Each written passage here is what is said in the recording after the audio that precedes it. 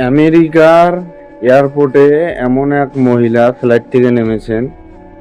আমরা কম বেশি সবাই জানি, যারা যারা ফেসবুক ইউজার আছি, অনলাইন জগতে বাস করি, তারা প্রায় কম বেশি সবাই জানি।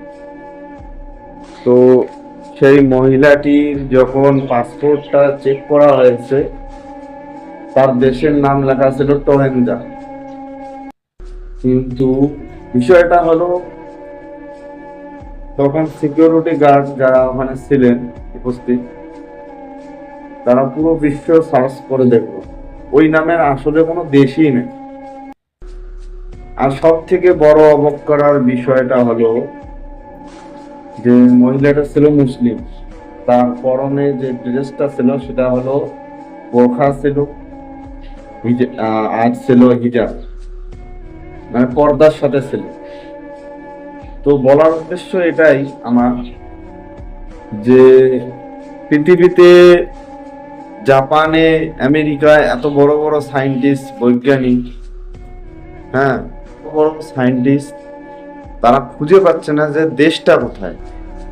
আর আমার আল্লাহ সেখানেও ইসলাম ধর্ম পৌঁছে দিয়েছে, আলহামদুলিল্লাহ, আল্লাহু আকবার।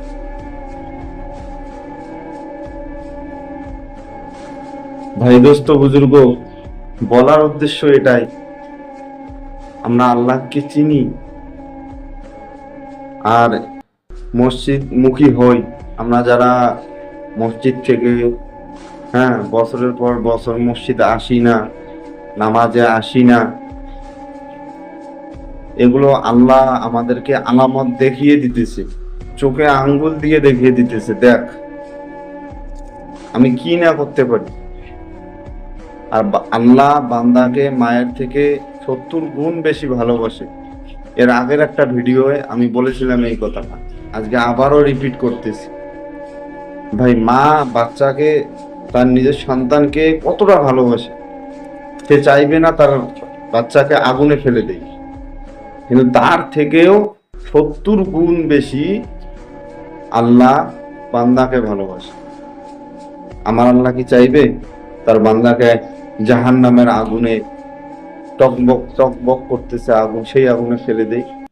এই জন্য ভাই, একটু নরম হই, একটু মসজিদের দিকে অগ্রসর হই, সবাই চেষ্টা করবো ইনশাআল্লাহ।